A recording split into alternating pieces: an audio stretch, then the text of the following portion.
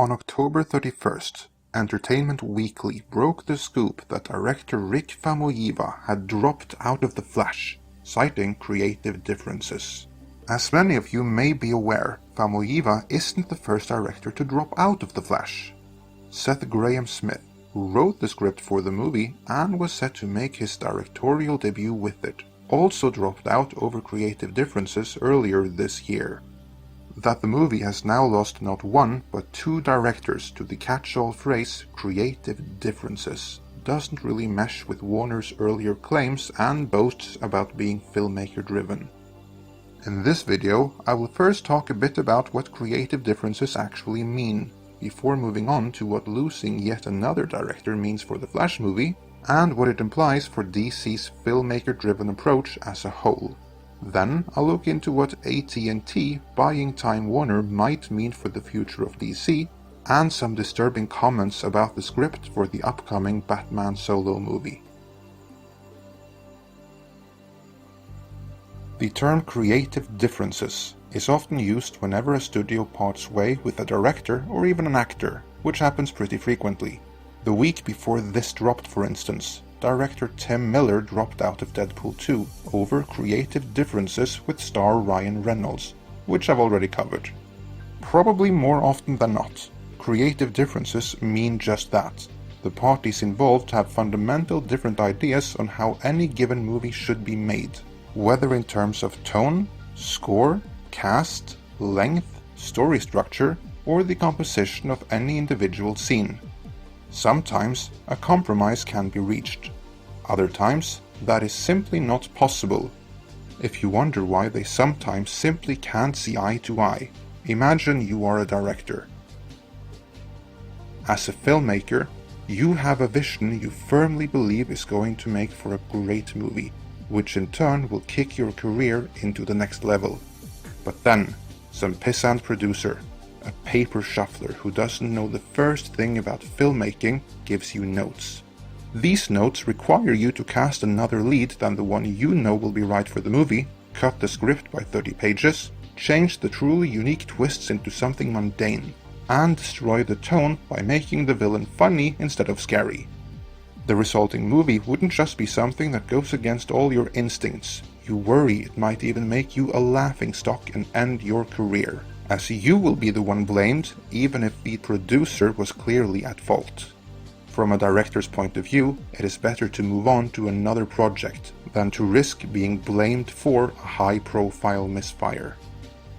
To be fair, let's see it from the producer's point of view as well. The producer is not in it to make art, at least not first and foremost, but to make a commercial product. It has to be, because someone has to pay for it, and the producers had to fight hard to secure that funding. There is no such thing as a free lunch, so the investors are breathing over the producer's neck, wanting a return on their investment. If the movie fails to yield it, it is that producer's neck on the line. So naturally, he wants to minimize risk and make sure the movie is a crowd pleaser.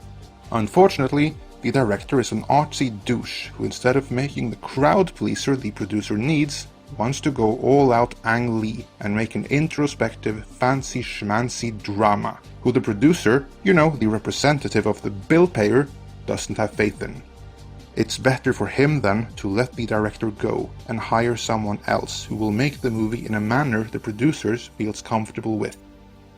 While great movies can come out of compromise, the director and producers setting out to make different movies is a surefire way to end up with a troubled production. In these cases of creative differences that can't be overcome, parting ways is for the better. If they don't see eye to eye during pre-production, they definitely won't see eye to eye during the shoot, let alone in post-production. It is far better then to find someone who is on the same page.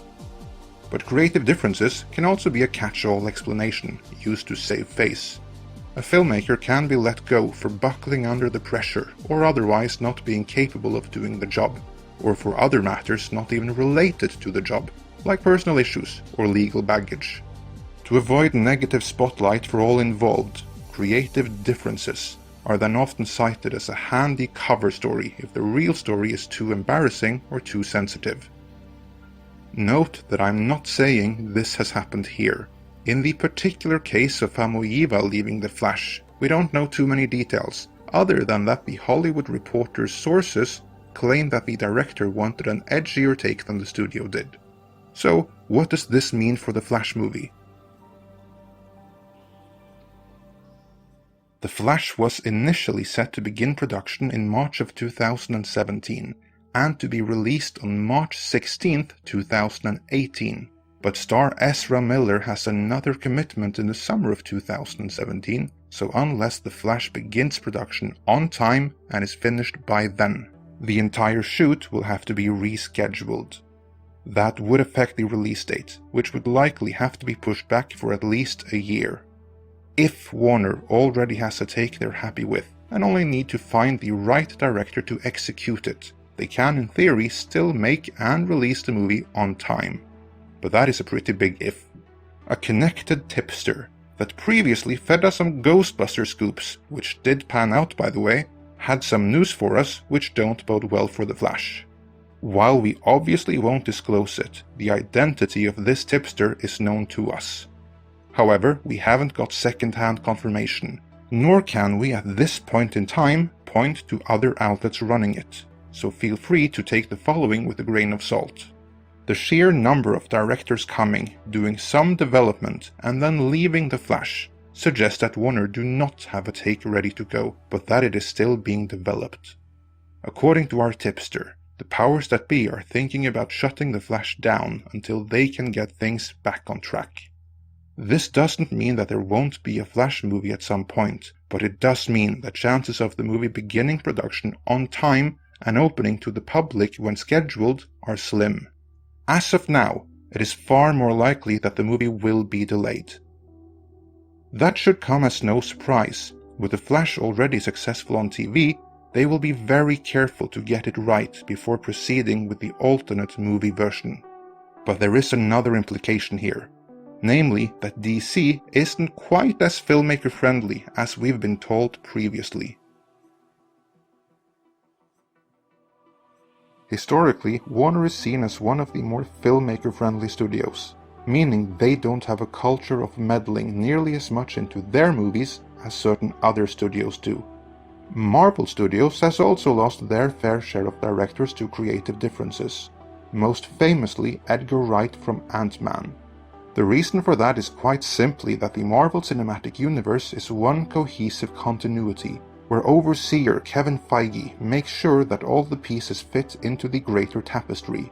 But in order for all the pieces to fit, each movie is subject to some absolute restrictions in both story, interactions, characters, and character arcs. Some directors can still make great and very personal movies within those restrictions, while others can't and leave, which is probably for the better. When Warner were starting their own cinematic DC universe, it was boasted that unlike Marvel's producer-driven cinematic universe, the DC Cinematic Universe, or the DC Expanded Universe as it is formally called, would be filmmaker-driven, meaning all directors would have creative freedom to tell the story they wanted, while the movies would still be interconnected. In my opinion, this was a mistake. Giving different filmmakers full autonomy to make the movies they want, and having an interconnected cinematic universe at the same time are mutually exclusive, because you can have one or the other, not both. If every director is to have creative freedom, every movie must be an Otherworlds movie. If every movie is to be interconnected, every director will be subject to creative restrictions. But if the powers that be at Warner weren't aware of that at the beginning, they did learn that as they went along, while making some fatal errors along the way.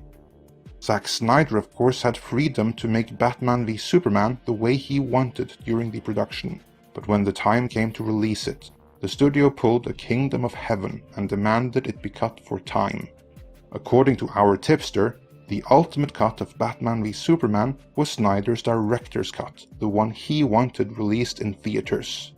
We've already covered how Warner freaked out over the poor reception to Batman v Superman and demanded changes be made to Suicide Squad as a result, thereby impeaching on director David Ayer's creative freedom. Before Patty Jenkins came aboard, Michelle MacLaren was set to direct Wonder Woman, but she also left due to, wait for it, creative differences. According to Variety, she wanted a Braveheart-style epic, while Warner wanted a more character-driven story with less action. The Flash we've already talked about.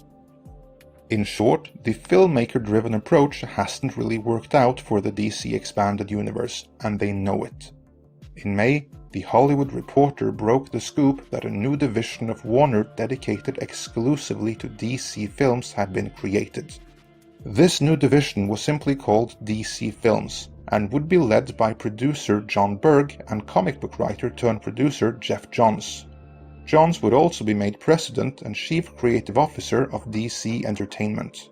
According to the article, Warner counted on the seasoned film producer and comic book veteran to replicate the kind of success Marvel Studios has had under the vision of Kevin Feige, meaning DC is now formally also producer-driven, like Marvel.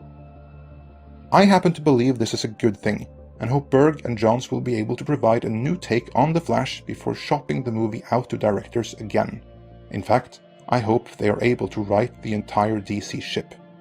Someone else who should be hoping that are AT&T, Warner's new corporate owners. On Saturday, October 22nd, word got out that AT&T would buy Time Warner, meaning that AT&T would be the ultimate owner of all things Time Warner, including HBO, the Turner Broadcasting System, and the Warner Brothers Studio, including DC and all DC characters. What will this mean for DC? In the short run, very little. In the long run, influence and staff may trickle down from AT to all levels of Warner, including DC. How fast and how much control will be exerted over each division will likely depend on how it earns, and what AT&T feels can be done better. DC on TV already pulls in more than $1 billion a year, so I wouldn't expect many changes there anytime soon. But Warner Brothers, most notably DC on film, that is an area where, from the perspective of a new owner, intervention might appear to be needed. With the creation of DC Films, Warner already has taken measures to righten the DC ship. However, Berg and Johns can only do so much to movies that were already in development when they came aboard, like Wonder Woman and Justice League. It is the movies released after those that will have been developed by them, and I for one am very willing to give them a few movies to see what they can do. I just hope AT&T will do the same, instead of rushing in to do their own changes, because I'm not sure anyone there is more qualified to fix DC than Berg and Johns are. My biggest worry is that if Wonder Woman and Justice League, both of which were developed under Snyder and Goyer, should underperform, AT&T might not wait before getting involved, and I'm not sure their involvement would be an altogether good one. We'll just have to wait and see how the two fare when released. I hope for the best, but will admit I am somewhat worried. You will remember that Justice League started shooting just weeks after the poor reception to Batman v Superman took everyone by surprise, and there was no time to do any course correction in advance. Any changes would have to be made on the fly. According to our tipster, executive producer Ben Affleck was very hands-on with the making of Justice League, while the script was worked on daily, and a ghost director helped out Snyder. Fingers crossed what alterations could be made will be to the movie's benefit. AT&T are unlikely to get too involved with the running of DC if DC Films can demonstrate early on that they've got it all under control. But according to the author of American Psycho, Bret Easton Ellis, that might not be the case. In a November 4th interview with The Ringer, Ellis let it slip that he had overheard from executives who knew the executives working on the upcoming solo Batman movie currently in development that the script is a mess. So, hardly a first-hand account there. If true, that alone isn't much to worry about. The script for all movies start out a mess, until they, after lots of work, become good. There is an old saying in scriptwriting circles, nothing good is ever written, it is rewritten. It is the other thing that Ellison relayed which is far more disturbing. Ellis could have worded himself with greater clarity, but the gist of it is that there are a number of identifiable, fixable flaws in the script that the Batman filmmakers want fixed, but that the higher-up executives don't care for fixing, because the movie, according to them, is going to make so much money regardless, and because the majority of audiences worldwide aren't going to see the movie in English anyway. These comments naturally drew some attention, so on Facebook, Ellis further emphasized that he had not seen any script and not spoken to anyone directly involved in the production. Despite what some outlets are claiming though, he did not backtrack or alter what he first said. That still stands. So, in other words, these executives seem to be of the opinion that a comprehensive plot and structured story is somehow lost in translation, and that international audiences will simply gobble up the pretty pictures and be oblivious to plot flaws. Now, I live in subtitle land myself, where we utterly despise dubbing, but I'm pretty sure even those who do subscribe to dubbing appreciate movies to be well written and structured, even if the words coming out of the actors' mouths don't sync with their lip movements. If anything will bring about the downfall of the comic book genre, it is executives who hold audiences, wherever they may be from, in such a low regard and cut corners accordingly. I'd expect executives with that kind of an attitude in Michael Bay's production company Platinum Dunes, but not Warner. Here's to hoping someone higher up in the AT&T system actually appreciate the art of film, and will get rid of the executives Ellis described here. That would go a long way.